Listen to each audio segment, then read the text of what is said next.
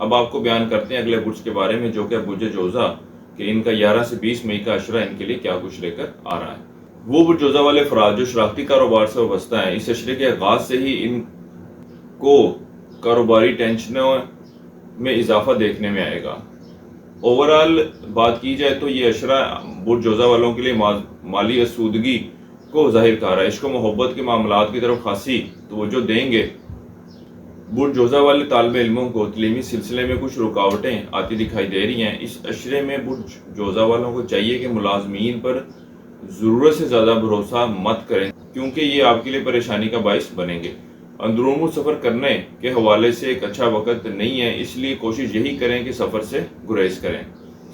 اس عشرے میں آپ کو کوئی ایک بری خبر سننے میں ملے گی، اس لیے اپنے آپ کو ذہنی طور پر تیار رکھیں، ورنہ یہ خبر آپ کی صحت پر بھی اثر انداز کر سکتی ہے۔ اس کے علاوہ برج جوزا والوں کو جائیداد یا سواری کی خرید و فروخت کرنا فائدہ مند رہے گا، اور آپ کو ایک اچھی قیمت پہ ایک اچھی چیز ملنے کے بھی امکانات نظر آتے ہیں۔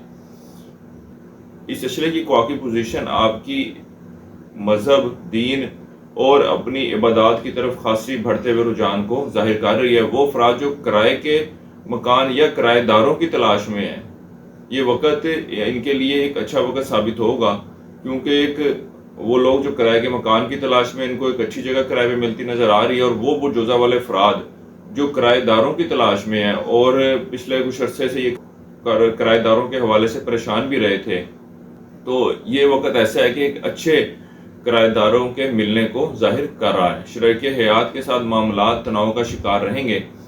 اس عرصے کے لیے ایک وظیفہ آپ کو بتا رہا ہوں، یا اللہ یا سمت، 3 تسمیہ آپ نے اس کی کرنی ہے روزانہ فجر کی نماز کے بعد، اور اللہ تعالیٰ سے دعا کریں کہ اللہ تعالیٰ آپ کے معاملات میں بہتری فرمائے۔ اس کے علاوہ حسب توفیق چاول کا صدقہ کریں، یہ بھی آپ کے لیے فائدہ مند ثابت ہوگا۔ اس عرصے کی 7 تاریخیں آپ کی 14، 15، 19 اور 20 مئی کی ہیں۔